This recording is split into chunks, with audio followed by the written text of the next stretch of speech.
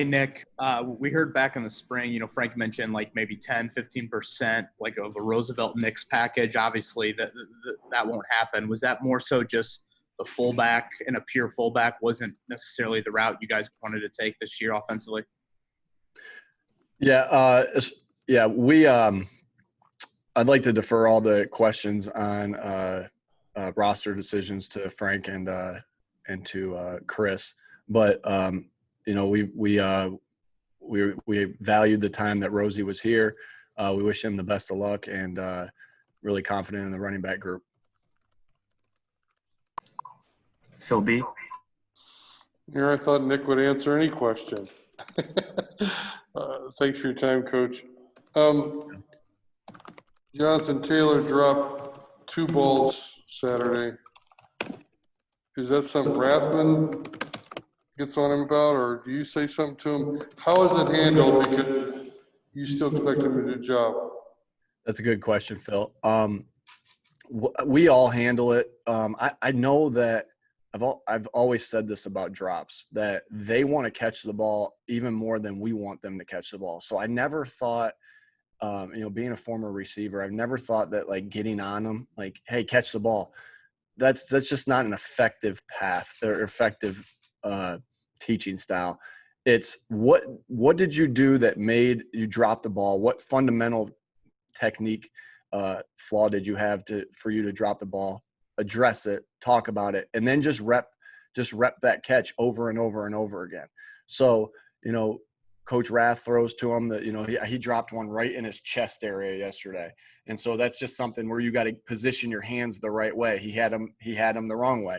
So it's just Coach Rathman will throw those to him. We have Parks Frazier, one of our offensive assistants. He'll grab him on the side. Parks played quarterback, and his arm's a little more fresh than Coach Rathman. So he'll pepper him with some of those balls right there. But no, it's just fixing the technique and then repping it over and over and over again. So a weakness in that area where he's catching it on his chest becomes a strength. And so that's just been my approach on, with receivers and pass catchers on drops. Yeah, quick follow. He's really hard on himself too. I'm sure it's bothering him. You got to tell him to move past it, right? Absolutely.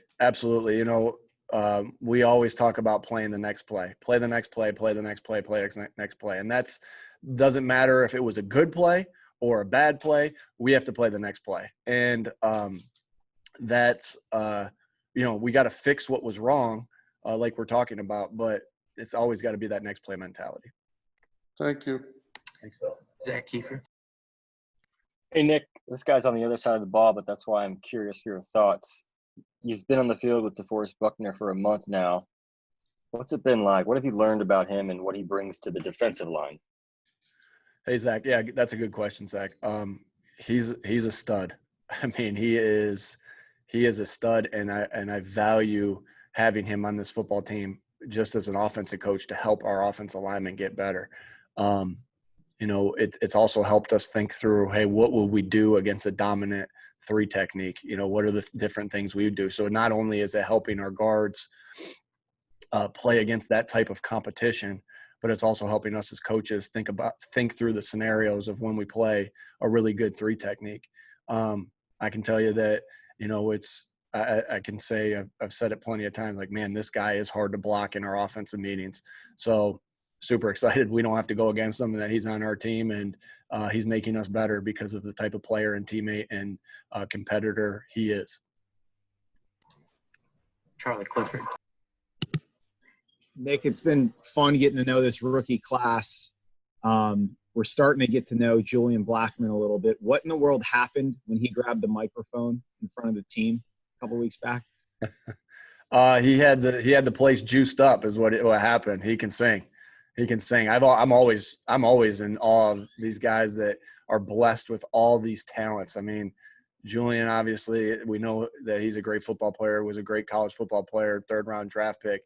And then on top of that, he can sing. I mean, that's pretty impressive. God blessed him with a lot of ability. So he broke the room down. I felt like I was at a concert. I can't remember. Oh, it was Michael Jackson song. So I felt like I'm a little too young for being at a Michael Jackson concert, but I felt like maybe I was at a New Edition concert or something. He was really good. Good question. Joel Erickson. Philip was talking about you can create explosive plays through sort of the traditional deep ball, like the one he hit TY on Saturday, or it's a lot of times it's the 20-yard completions down the field. Is one of those things more efficient to try to scheme up? Because sometimes that deep ball down the field doesn't seem like it's maybe as efficient as trying to get like that deep over or something like that. Sure. Yeah. I think it's a little less lower percentage, the deep ball down the field. When the longer the ball is traveling down the field, the less the completion percentage. So I think, we want both of those in our repertoire. The deep ball down the field and the 20-yard completion that turns into a big one, or the short one that we throw underneath to playmakers like TY, and that he gets yards with it after that. So, a lot of different ways to do that. It's nice. It really is nice when you have have the quarterback and the receiver that completed that deep ball in the game, because it feels like they just went out and really made a great play, and that's really what all our big plays are, is good players making good plays. But definitely a little lower percentage when you with the deep ball that we hit. But it was great to see that thrown and complete, and that will just help our offense tremendously. Do those two types of throws affect defenses differently in terms of? Yeah, that's a good question, Joel. Absolutely. I think when you are willing to throw the ball over the top like that, maybe the percentage is lower and you may not hit all of them, but you for sure as heck back the defense up knowing that you're going to throw them. And I think that's what we've seen so much with TY is like, hey, we're willing to throw these to TY, and he's got this reputation that he has of being a deep threat, and it just softens the defense when you're throwing other things. Mike Wallace. Hey, Nick, if we were at the Colts facility, I'd tease you about your new addition, if you really knew New Edition or not, but I'll let it slide on Zoom. I'm a big New Edition fan, Mike. Big New Edition fan. I like it. Brothers, that's my era right there. I like it. Hey, I wanted to ask you, yesterday Frank was talking about the relationship between Jonathan and Marlon. I want to ask, what have you noticed about the relationship, especially because it's two guys who both want the ball and get the bulk of the carries? Yeah, I just witnessed two good teammates to each other, rooting for each other, pulling for each other, but also hungry to compete with each other and hey, I want these carries and they want these. I don't ever see him say that, but I do see them help each other out, and I do see them being good teammates to each other. So that's key, and that's the type of guys that we have here, that we have good teammates and good players. So it's been fun to watch them. It's been fun to watch them interact, communicate, help each other, and compete at the same time. But it's going to greatly benefit us to have those two type caliber backs, and they'll just be fresh all game. And they're both going to get carries. What do you see the biggest difference between their running styles or playing styles is now that you've had Jonathan on the field and you already know what Marlon brings to the team? I'm still excited to see, like, in a game with Jonathan, them. I know we had the scrimmage where our defense had to tackle him, but I'm still excited to see that. And so there's still some things that in person that I haven't seen that I'm waiting to see. But I think Marlon's got really good speed, great vision. He's got the make you miss ability, and then Jonathan has great speed, and he has that great size, and he's showing us that he has great vision. The vision in the NFL is different than the vision in college. The holes are a little bit bigger in college, and they're a little bit smaller, and they close a little faster in the NFL. So to this date, I've seen great vision out of Jonathan too. He just obviously, Jonathan's a bigger man. Both really got really good speed. So some similarities, but a little bit of those differences too that I just mentioned. George Bremer.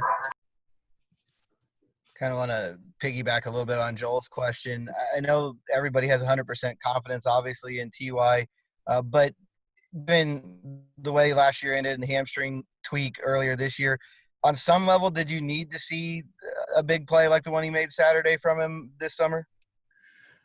Hey, George. Yeah. Yeah. I mean, I just keep seeing him not really. Not really. It was great to see him go out there and outrun him, but I knew he was back. You see the burst that he has, even if it's not a completion deep on a 50-yard gain, you see the burst that he has. So my concern was not there. I still see the same T.Y. Hilton, explosive, fast, puts great fear into the defense. So, but sure, I mean, it was great to see that play. I don't know if my confidence could be any higher in T.Y. Hilton than it already is, but, I'm sure 50-yard gains, those help too.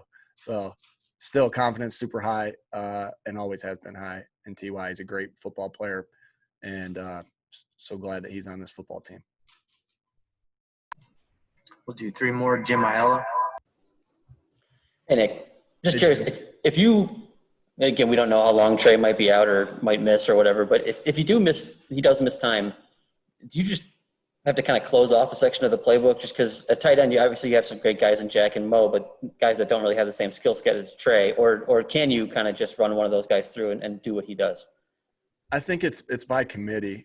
I definitely think it's by committee that, of course, Trey is a great playmaker. That's why we brought him in here. And for the time that he's going to miss with this calf, we have, there's a certain set of plays, yes, that you run for Trey, but we also run those out of 11 personnel with a receiver in that position.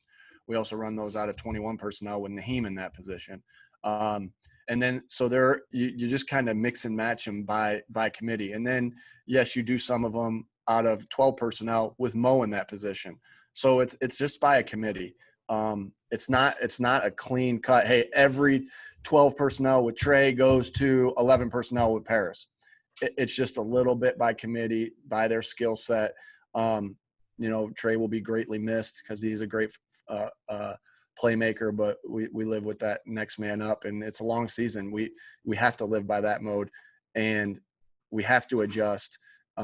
Otherwise, we'll be left standing still, and obviously that's not good. So just a little bit by committee and by player. Kevin Bowen.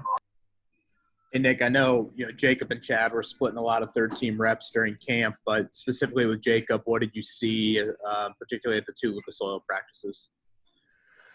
I saw great arm strength to be able to make throws outside the numbers. I see decision-making continually to get better and better and better when he's dropping back to pass the football. I saw I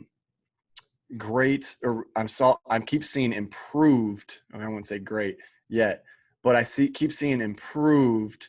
Get us into the right play. Get people into the right position to do their job. Handling what the different looks the defense gives us, and that's very exciting. That's hard part, right? To be able to play football and process everything at the same speed. I'm just seeing continued development there. Marcus Brady's done a great job. We have, probably the best quarterback coach in the world with Frank. So, I mean, it's just, we have, great teachers and then also with 2 guys that have started a lot of games with Phillip and Jacoby.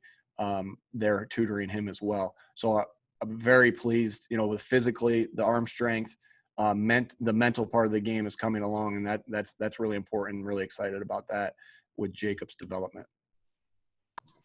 Last question, Mike Chappell.